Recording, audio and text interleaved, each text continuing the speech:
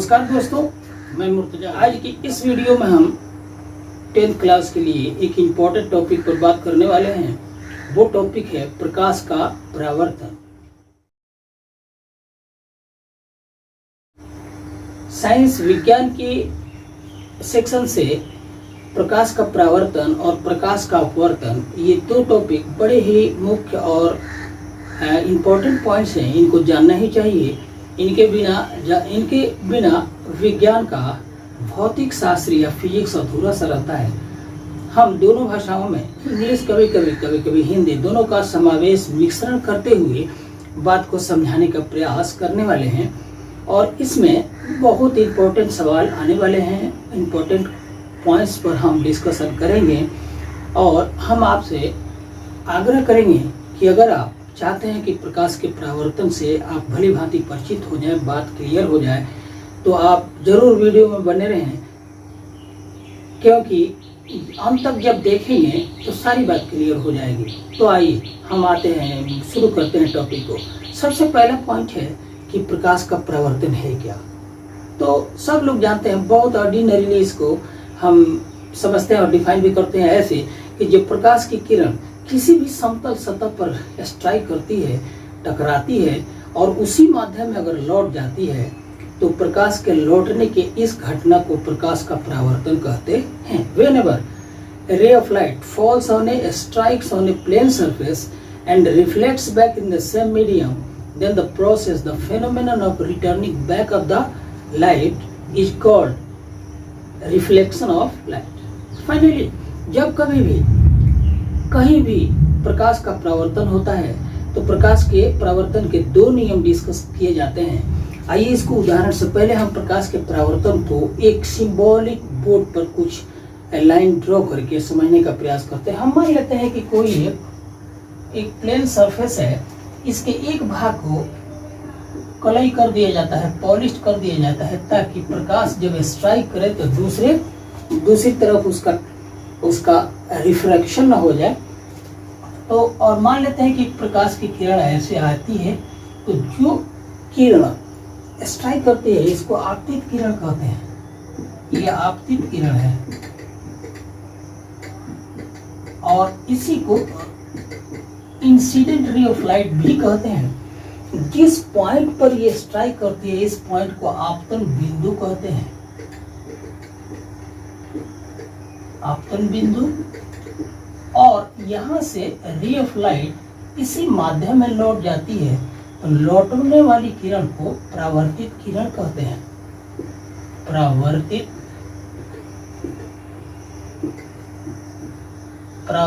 किरण कहते हैं इसको, या रिफ्लेक्टेड रे ऑफ लाइट कहते हैं। ये पॉइंट ऑफ इंसिडेंस है, ये इंसिडेंट रे ऑफ लाइट है, ये रिफ्लेक्टेड बैक है। और आपतन बिंदु पर अगर हम एक लंब डाल दें तो निश्चित रूप से लंब का अर्थ हो गया कि ये समतल सतह से 90 डिग्री के कोण पर है, तो ये कोण 90 अंश हो गया। लेकिन इस कोण को आपतन कोण कहते हैं, आई लिखते हैं इसको। और ये दूसरा वाला जो कोण है, इसको एंगल ऑफ रिफ्लेक्शन या आपतन का कोण और ये परावर्तन का कोण कहलाता है।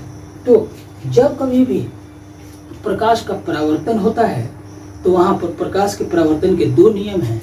पहला नियम है कि आपतित किरण और परावर्तित किरण तथा आपतन बिंदु पर डाले गए लंब, ये तीनों एक ही तल में होते हैं। इसको समझने के लिए हम कह सकते हैं कि जैसे कोई दीवार है, वो एक प्लेन है, अगर प्रकाश की किरण स्ट्राइक करी और परावर्तन हुआ तो ये तीनों उसी तल में होंगे, अगल बगल वाले तल की बात नहीं, उसी तल में होंगे। तो तीनों एक ही तल में होते हैं। और दूसरा नियम ये डील करता है कि आपतन का कोण और ये परावर्तन का कोण आई बराबर होता है आर के। तो इस तरह से प्रकाश के परावर्तन के बारे में हम थोड़ा सा डिस्कस किए। लेकिन इस चैप्टर में, इस सेक्शन में 10th क्लास के लिए जो इम्पोर्टेंट पार्ट है वो आने वाला है, और वो है गोला से रिलेटेड। गोला का एक सेक्शन जो दो तरह का दर्पण होगा, समतल दर्पण नहीं, अभी तो हम समतल दर्पण लिए, वो वृत्तीय दर्पण होगा जिसके समतल सतह कर्व होगा, टेढ़ा मेढ़ा होगा, एक वक्र होगा, और तब दो तरह के हमें दर्पण मिलेंगे, एक अवतल दर्पण, एक उत्तल दर्पण। तो सबसे पहले हम ये बात करते हैं कि दर्पण या अवतल या उत्तल दर्पण होता क्या है। तो अगर हम उत्तल या अवतल दर्पण की बात करें तो हमें एक गोले पर सोचना होगा, ऐसा गोला जिसके दोनों सतह रिफ्लेक्टिंग है, मतलब परावर्तन, जहाँ पर घटना परावर्तन की घटना हो सकती है। तो हम एक मान लेते हैं गोला है और ये खोखला गोला है, इसके सतह दोनों तरफ से चमकीले हैं, तो इसको हम यहाँ से यहाँ तक काट देते हैं। ऐसा काटने से जो ये सेक्शन मिलेगा उसको हम ऐसे लिख लेते हैं, ऐसे। अब इसमें ये धंसा हुआ भाग है, ये चमकीला है, और दूसरा भाग, ये वाला भाग भी चमकीला है। यदि हम बाहरी भाग को पॉलिश कर दें, इस पर कलई कर दें, तो अंदर का धंसा हुआ भाग भी परावर्तन के काबिल है। तो इस दर्पण को, ये एक दर्पण हो गया और ये हो गया, इसको अंग्रेजी में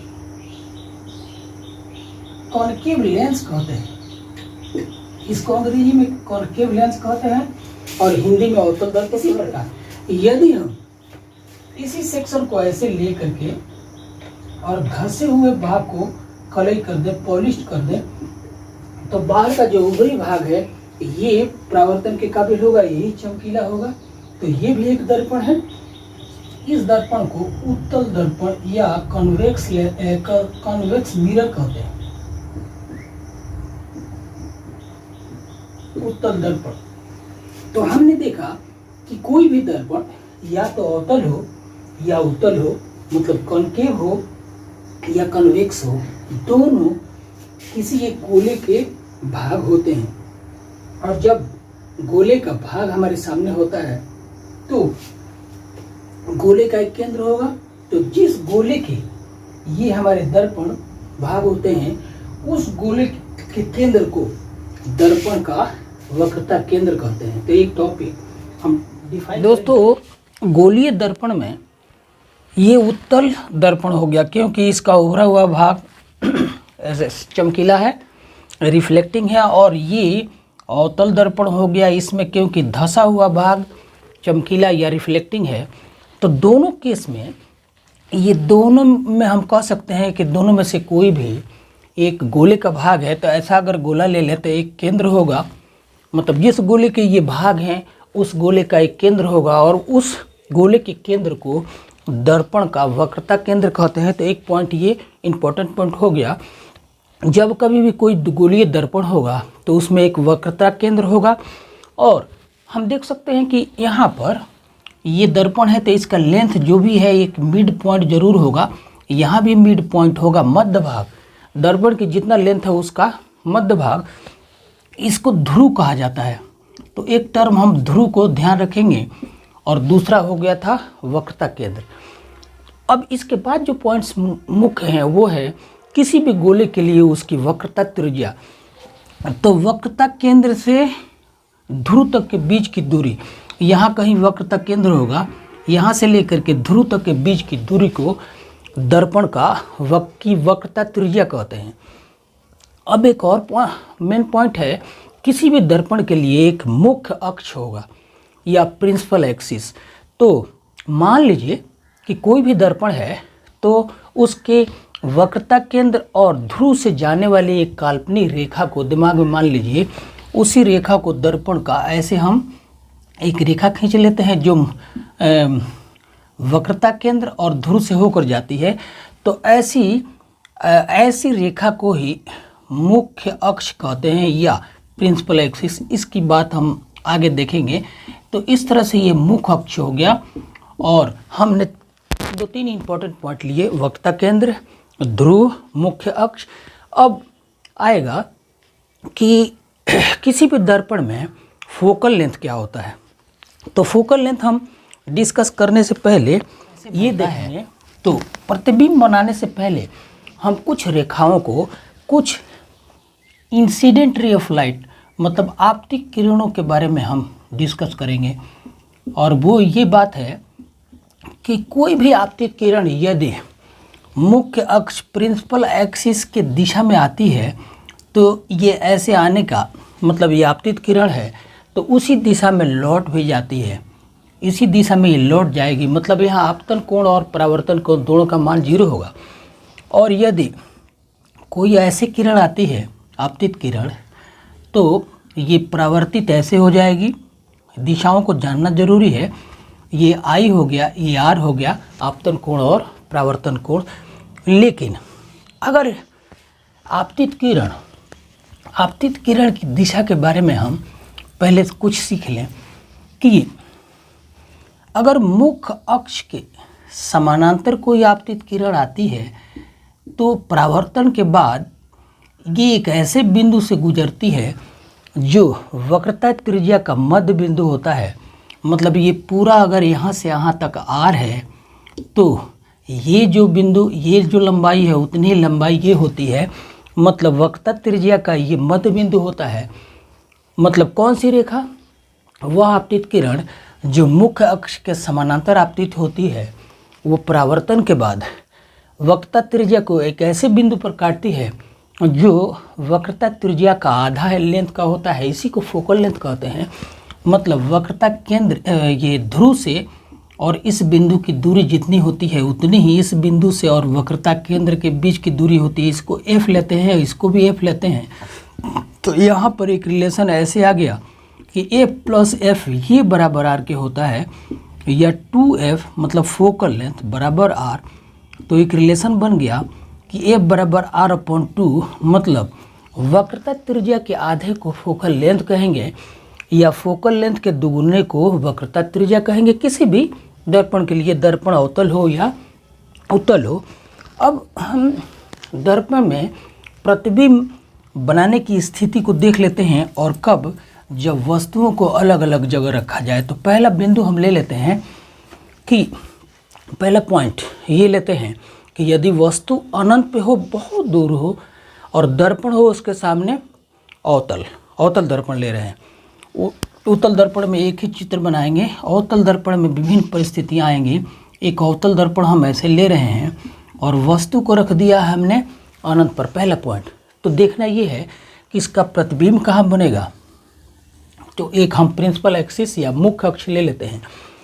तो अगर वस्तु अनंत पर है तो उससे आने वाली आपतित किरणें जितनी होंगी मुख्य अक्ष के पैरेलल होंगी, समानांतर होंगी। तो यहाँ भी हम 2-3 आपतित किरणों को दिखा रहे हैं। और यदि इसका वक्रता केंद्र यहाँ पर C है तो परावर्तन के बाद ये मुख्य अक्ष को एक ही बिंदु पर काटेंगे जिसको फोकस कहते हैं। तो यहाँ पर आपतित किरण परावर्तन के बाद यहाँ से जाएगी तो यह एक ऐसा बिंदु हो गया जिस पर सारी पैरेलल मुख्य अक्ष के समानांतर जितनी किरणें आ रही हैं परावर्तन के बाद फोकस पर मिल रही हैं।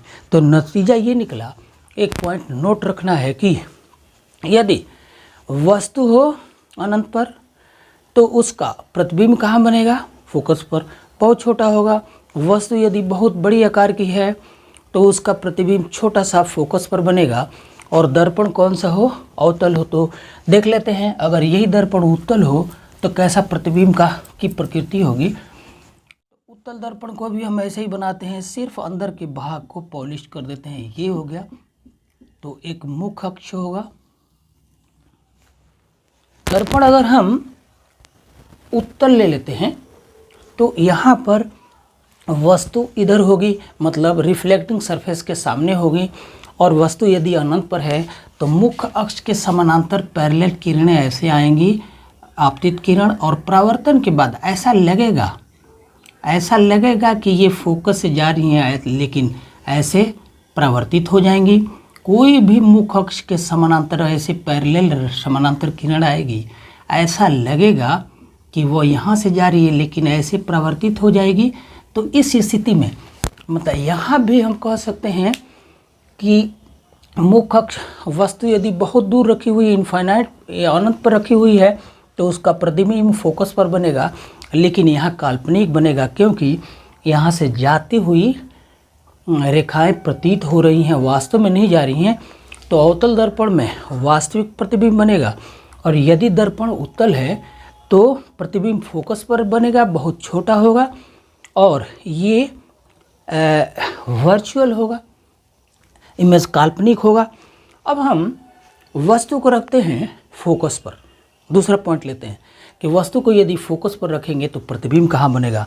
तो बिल्कुल इसके उल्टा, मान लीजिए कि वस्तु को हम किसी वस्तु को यहाँ पर रख देते हैं। हम दर्पण बदलते हैं, पहले अवतल दर्पण लेते हैं। मान लीजिए एक अवतल दर्पण हमने ले लिया है ऐसे, और वस्तु को हमने रख दी फोकस पर। दूसरा मुख्य पॉइंट कि यदि वस्तु को फोकस पर रख दिया जाए तो प्रतिबिंब कहाँ बनेगा, ये हमारा पॉइंट है। तो यहाँ से आपतित किरण जाएगी तो देखा गया है कि जो आपतित किरण फोकस से जाती है परावर्तन के बाद मुख्य अक्ष के समानांतर हो जाती है, तो ऐसे चली जाएगी। और अगली कोई किरण ऐसे आपतित होगी तो परावर्तन के बाद मुख्य अक्ष के समानांतर हो जाएगी। इधर अगर कोई आपतित किरण जाती है, आपतित होती है, तो परावर्तन के बाद मुख्य अक्ष के समानांतर हो जाएगी। अब ये सारी समानांतर रेखा एक दूसरे को कहाँ काट सकती हैं, तो अनंत पर। मतलब इसका निष्कर्ष ये निकला, यदि वस्तु को फोकस पर रख दिया जाए तो वस्तु का प्रतिबिंब अनंत पर बनेगा, आकार में बहुत बड़ा होगा, वास्तविक होगा।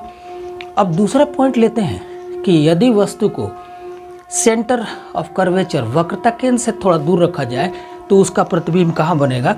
इसके लिए हम अभी एक फिगर ड्रॉ करते हैं और प्रयास करते हैं और देखते हैं कि कहाँ बनेगा, और जो प्रतिबिंब बनेगा उसकी प्रकृति क्या होगी, इस पर भी हम बात करेंगे। तो एक दर्पण हमने ले लिया और ये अवतल दर्पण है, तो इसमें एक मुख्य अक्ष भी लेंगे, और मुख्य अक्ष लेने से मान लीजिए कि ऐसे एक वक्रता केंद्र इसका यहाँ है सी, तो एक फोकस भी होगा। अब हम सेंटर से अवे वस्तु को यहाँ रख देते हैं और मान लीजिए कि इस वस्तु को हम ए बी से डिनोट करते हैं। तो दो तरह की रेखाएं या आपतित किरण को दिखाते हैं। एक आपतित किरण को हम ले लेते हैं जो मुख्य अक्ष के समानांतर जा रही है, तो परावर्तन के बाद ये फोकस से ऐसे चली जाएगी। और दूसरी किरण को हम दिखाते हैं सेंटर ऑफ कर्वेचर से, वक्रता केंद्र से। तो ये ध्यान रखने वाली बात है कि वह किरण जो वक्रता केंद्र से होकर जाती है उसी दिशा में लौट आती है। तो आपतित दिशा को ऐसे दिखाते हैं और लौटने की दिशा को ऐसे। तो दो किरणें एक दूसरे को यहाँ पर काट रही हैं, यहाँ पर। तो यहाँ से एक लंब डाल देते हैं और इसको हम ए डैश बी डैश मान लेते हैं। तो हम कहेंगे कि ये प्रतिबिंब की स्थिति हो गई कि यदि वस्तु को सेंटर ऑफ कर्वेचर से थोड़ा दूर रखा जाए वक्रता केंद्र से, तो उसका प्रतिबिंब यहाँ बनेगा। और इसकी प्रकृति पर अगर बात की जाए तो ये साइज में थोड़ा छोटा, उल्टा और वास्तविक बनेगा। तो अब अगला पॉइंट जो हम लेंगे, वस्तु को वक्रता केंद्र पर रखें तो बेहतर। तीसरा पॉइंट, इंपॉर्टेंट पॉइंट, कुछ पॉइंट को समझ लेंगे उसके बाद काम आसान हो जाएगा। तो अगले पॉइंट में हम वस्तु को वक्रता केंद्र पर रख रहे हैं। तो मान लीजिए कि एक अवतल दर्पण हमारा ऐसे है, इसकी स्थिति को हम ऐसे दिखा देते हैं और मुख्य अक्ष भी लेते हैं। तो अंदाज से हमने बोर्ड पर ऐसे सेंटर ऑफ कर्वेचर ले लिया, तो इसका मध्य बिंदु फोकस होगा। और ऑब्जेक्ट को हम रख लेते हैं सी पर, मतलब वक्रता केंद्र पर, इसका नाम सी ए दे दें। तो एक किरण ऐसे मुख्य अक्ष के समानांतर जाएगी और परावर्तन के बाद इसकी दिशा ऐसे हो जाएगी। दूसरी किरण जो फोकस से जाएगी परावर्तन के बाद ऐसे, मतलब इसको काटना चाहिए था यहाँ पर। ये 1 मिनट के लिए हम इसकी दिशा को सुधार रहे हैं।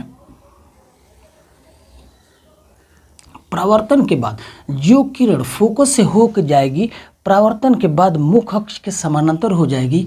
तो ये दोनों एक दूसरे को यहाँ काट रहे हैं। अगर हम वक्रता केंद्र को ये मान लें और वस्तु को हमने सी ए मान लिया है, तो प्रतिबिंब को सी ए डैश कर देते हैं। और सी ए डैश, सी ए हो गया वस्तु और सी ए डैश प्रतिबिंब की स्थिति हो गई, ये हो गया प्रतिबिंब।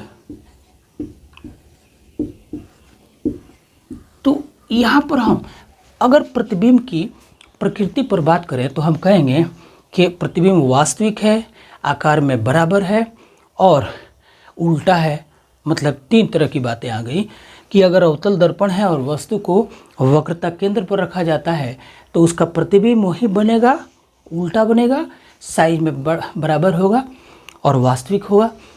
अब अगली स्थिति ले लिया जाए कि यदि हमने फोकस पर वस्तु को रख दिया है, अब वस्तु को हम रख देते हैं सेंटर ऑफ कर्वेचर और फोकस के बीच में और देखते हैं कि इसका प्रतिबिंब। पुनः हम अवतल दर्पण लेते हैं और लास्ट में उत्तल दर्पण की एक ही स्थिति दिखाएंगे क्योंकि उसका उपयोग भी जानना जरूरी है। तो हम एक अवतल दर्पण और ले लेते हैं और देखते हैं कि इसमें वस्तु को कहाँ रखने पर कैसा प्रतिबिंब बनेगा। तो इसके लिए हम एक मुख्य अक्ष की ज़रूरत है। तो ये पोल हो गया, मतलब ध्रुव हो गया, एक फोकस होगा, एक सेंटर ऑफ कर्वेचर होगा और हमने ऑब्जेक्ट को सेंटर ऑफ कर्वेचर मतलब वक्रता केंद्र और फोकस के बीच में रखने जा रहे हैं।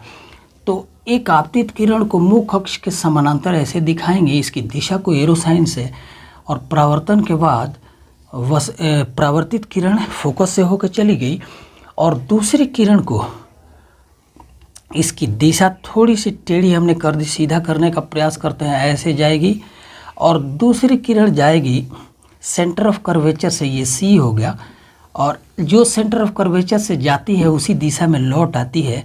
तो ये दोनों की स्थिति हम देख रहे हैं, दोनों एक दूसरे को यहाँ पर काट रहे हैं। तो यदि वस्तु हमने ए बी ले लिया है तो इसका प्रतिबिंब ए डैश बी डैश, और प्रतिबिंब थोड़ा साइज में बड़ा प्रतिबिंब की अगर प्रकृति की बात करें हम तो प्रतिबिंब वस्तु से साइज में बड़ा है, उल्टा है और वास्तविक है। अब एक स्थिति बची है जो मुख्य पॉइंट है, मैं उसी को डिस्कस कर रहा हूँ। फिजिक्स में प्रकाश के परावर्तन पर जो मुख्य पॉइंट्स हैं मैं उन्हीं को ले रहा हूँ।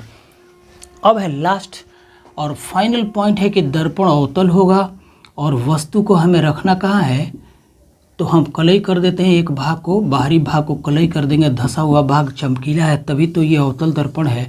और ये पोल है, ध्रुव है, और यहाँ पर फोकस ले लेते हैं और सेंटर ऑफ कर्वेचर यहाँ ले लेते हैं, ऑब्जेक्ट को यहाँ रखते हैं। मतलब ध्रुव और फोकस के बीच में यदि वस्तु को रखा जाए तो हमें देखना है कि इसका प्रतिबिंब कहाँ बनेगा, उसकी प्रकृति क्या होगी।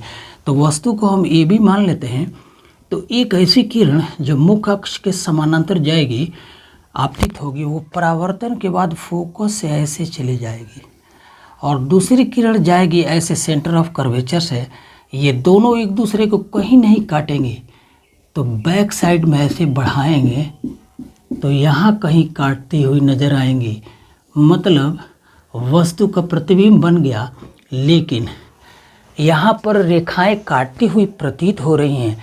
मतलब वस्तु का जो प्रतिबिंब बन रहा है वो काल्पनिक है, वर्चुअल है, सीधा है, साइज में बड़ा है। तो अवतल दर्पण का ये नेचर हमें पता लग गया कि जब इस दर्पण के फोकस और ध्रुव के बीच में वस्तु रखी जाएगी तो प्रतिबिंब काल्पनिक होगा, साइज में बहुत बड़ा होगा। इसी नेचर पर इसका एप्लीकेशन जनरल सामान्य लाइफ में इसका कहाँ प्रयोग किया जाता है, इस पर चर्चा की जाएगी। अब उत्तल दर्पण के बारे में थोड़ी सी बात कर लेते हैं। उत्तल दर्पण चाहे जैसा भी हो उसमें हमेशा काल्पनिक प्रतिबिंब बनता है, क्योंकि दर्पण ऐसे ले लीजिए तो इसके बाहरी भाग को चमकीला रखा जाता है, धंसे हुए भाग को पॉलिश किया जाता है, लेकिन वक्रता केंद्र इधर कहीं होगा और मुख्य अक्ष पर वस्तु कहीं इधर होगी। तो हर स्थिति में और उत्तल दर्पण के लिए वस्तु दूर हो या नज़दीक हो उसका प्रतिबिंब छोटा या बड़ा बने, लेकिन उसकी प्रकृति क्या होगी, तो एक हम आपतित किरण को मुख्य अक्ष के समानांतर ले लेते हैं और परावर्तन के बाद ये ऐसे लौट जाएगी, लेकिन ऐसा लगेगा कि ये फोकस से जा रही है, तो ये फोकस हो गया। और दूसरा सेंटर ऑफ कर्वेचर से कट करती हुई एक ऐसी आपतित किरण जो ऐसा लगेगा कि सेंटर ऑफ कर्वेचर से जा रही है।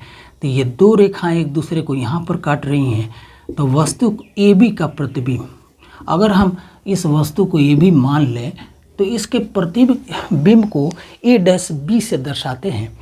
तो आप देख सकते हैं कि वस्तु बहुत बड़ी है और प्रतिबिंब का आकार छोटा है। वस्तु चमकीले सतह की तरफ है और वस्तु का प्रतिबिंब दर्पण के उस पार दिख रहा है। इसी नेचर के कारण, इसी प्रकृति के कारण इस दर्पण का प्रयोग व्हीकल्स में रियर व्यू के लिए किया जाता है। मतलब जब ड्राइवर कोई भी गाड़ी हो, कोई भी सवारी गाड़ी हो, उसमें जो दर्पण होते हैं वो उत्तल दर्पण ही होते हैं, क्योंकि ड्राइवर को उनके साथ जो दिखेगा, साथ में पीछे से वस्तु या कोई वाहन आ रहा है तो वो पीछे की ओर दिखाई देता है ड्राइवर को, और यहाँ तक कि हाथी भी आ रहा हो तो बहुत छोटा दिखाई देता है। ड्राइवर विचलित नहीं होता प्रतिबिंब के कारण। प्रतिबिंब की स्थिति पर विचलन संभव है यदि किसी वस्तु का प्रतिबिंब भयावह हो। ऐसा हो सकता है, डिपेंड करता है कि प्रतिबिंब किस लेंस, किस दर्पण से बन रहा है। तो गाड़ियों में इस दर्पण का प्रयोग किया जाता है। कारण एक ही है कि काल्पनिक प्रतिबिंब छोटा और सीधा बनता है। यदि बहुत बड़ी वस्तु हो तो उसका भी प्रतिबिंब छोटा दिखता है। और अवतल दर्पण को डॉक्टर लोग यूज करते हैं, मुंह में लगा करके दांत की स्थिति को बड़ा करके और छोटे छोटे गड्ढों को भी देख लेते हैं। इसका प्रयोग नाई लोग भी करते हैं बालों को संवारने के लिए। छोटे छोटे बालों की स्थिति साफ साफ नज़र आती है। इसका प्रयोग बड़े बड़े फर्नेसों में होता है, सोलर कुकर में होता है इत्यादि। क्यों? सूरज से सारी किरणों को, आप जो बहुत दूर है सूरज, उससे किरणें जो आती हैं वो समानांतर होती हैं और परावर्तन के बाद एक ही बिंदु पर मिलती हैं। कहाँ पर? तो फोकस पर। तो कुछ ऐसी बनावट की जाती है सोलर कुकर की कि किरणें आएँ और कहाँ पर एक ही जगह इकट्ठा हो जाएं तो खाना बन जाए। रिक्वायर्ड जितना टेम्परेचर चाहिए उतना ले लें। और इसके अलावा आप टॉर्च की बात देख लीजिए। टॉर्च को जलाते हैं तो बल्ब को ऐसी स्थिति में रखा जाता है कि वो जो लेंस लगाएंगे टॉर्च में वो उत्तल दर्पण होता कि फोकस से जब किरणें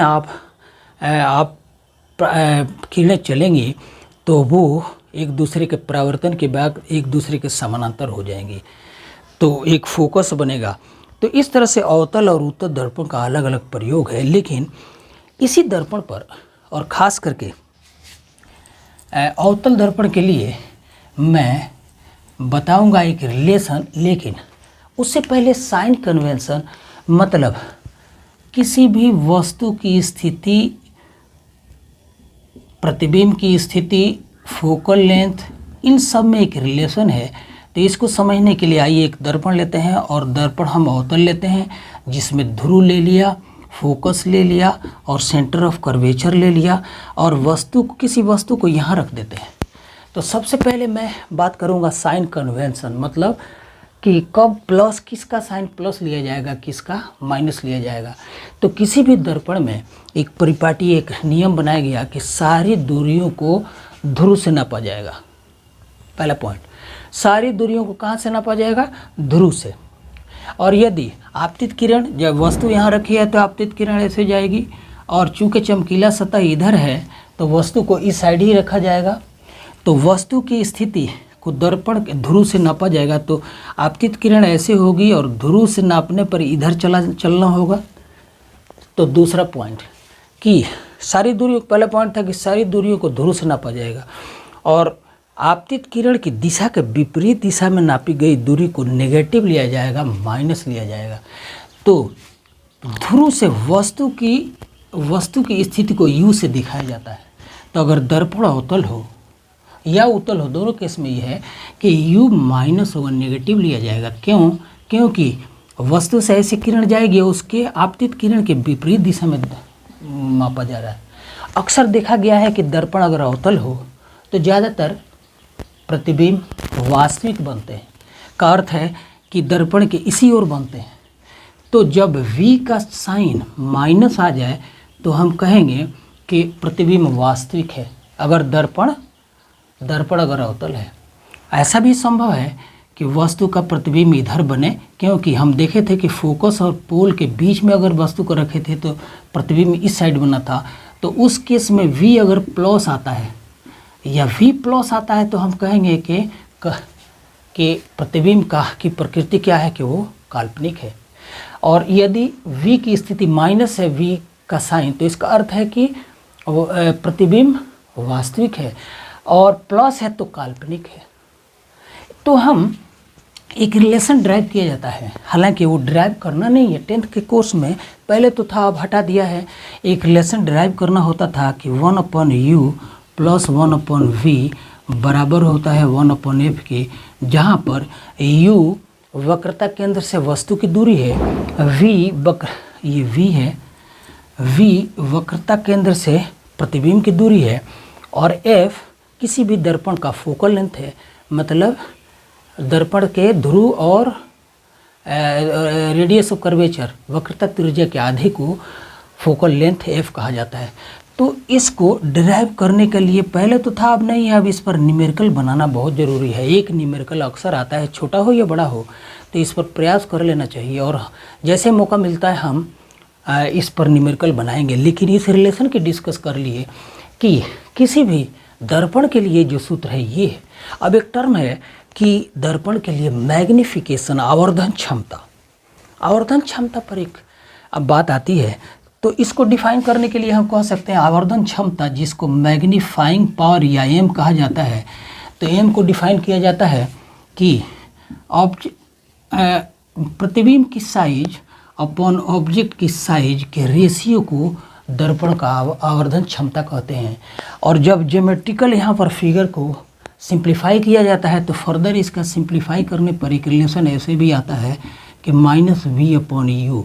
तो आवर्धन क्षमता पर हम फाइनली ऐसे कह सकते हैं कि आवर्धन क्षमता किसी भी दर्पण का एक रेशियो है, प्रतिबिंब के साइज और वस्तु के साइज के रेशियो को आवर्धन क्षमता कहते हैं। ये इसका मान m बराबर hi/h, जहाँ पर hi साइज ऑफ इमेज है और ho हाइट ऑफ ऑब्जेक्ट है। ये फर्दर बराबर होता है -v/u के। तो फाइनली हम इस पूरे प्रकरण को, मतलब प्रकाश के परावर्तन पर हमने जो बातें की हैं उस पर थोड़ा सा संक्षेप के विवरण दिया है।